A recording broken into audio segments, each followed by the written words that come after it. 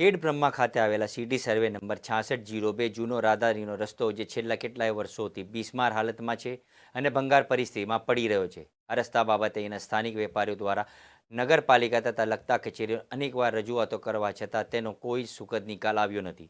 નગરપાલિકા દ્વારા રસ્તો બનાવવા માટેના 2018થી લઈને 2021 દરમિયાનનો ઠરાવ કરવા હોવા છતાં ભલામણો કરવા હોવા છતાં કોઈ નિર્ણય લેવામાં આવ્યો નથી.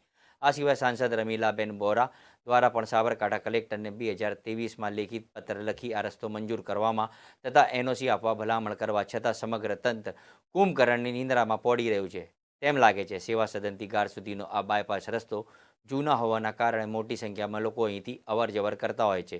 આ રસ્તો પથરાળ, ઉબડ-ખાબડ અને સ્લીપ ખાઈ જવાના હોવાથી અનેકવાર નાના બે પૈડાવાળા વાહનો સ્લીપ ખાવા જવાના બનાવો બનતા હોય છે. આજુબાજુની ગંદકી હોવાના કારણે ચોમાસા દરમિયાન અહીં ઝેરી સ્વપડિયાઓ જીવજંતુઓ નીકળી રહ્યા છે. ભૂતકાળમાં એક મજૂર કારીગર લોખંડના લઈ જતા લોખંડ તેની ઉપર પડતા પગમાં ફ્રેક્ચર થવાના બનાવો બન્યા હતા. ખરાબ રસ્તાના કારણે અહીંના વેપારીઓ આવી ગયા હતા અને પોતાના ધંધો પણ કરી શકતા નથી. આ રસ્તા બાબતે નગરપાલિકાના સ્ટેટ હાઈવે એકબીજા ઉપર કામ ઢોળી સંતાકુકડી રમી રહ્યા છે અને વેપારીઓ બંને વચ્ચે પીસાઈ રહ્યા છે. રસ્તા અંગે લગતા કચેરીઓ દ્વારા યોગ્ય નિર્ણય નહીં લેવામાં આવ્યો તો વેપારીઓ દ્વારા આંદોલન કરવાની ચીમકી ઉચ્ચારવામાં આવી હતી. આ રસ્તો જૂનો ખેડબ્રહ્મા વડાલીનો જૂનો રસ્તો છે. નવો રસ્તો નીકળવાથી વચ્ચેની પટ્ટી બીજાની માલિકી છે અને આ રસ્તા ઉપર જે પાછળના ધંધાદારી દુકાનોને છે એના માટે આ રસ્તા સિવાય બીજું કોઈ સ્કોપ જ નથી. અને આના માટે નગરપાલિકામાં અરજી કરી હતી. નગરપાલિકાએ 2017માં ઠરાવ કરી અને કલેક્ટર સાહેબને મોકલેલો. એના પછી 2020માં મોકલેલો, 2022માં મોકલેલો, પણ કલેક્ટર ઓફિસમાંથી કોઈ એનો નિકાલ લાયા નથી. અને આ રસ્તામાંથી આ દર વખતે ધોવાઈ જાય છે અને આ ચલાય એવું નથી.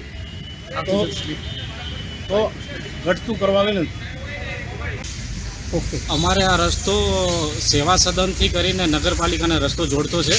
ઘણા વર્ષોથી રજૂઆત કરવા છતાં કંઈ અમને નિકાલ થતો નથી.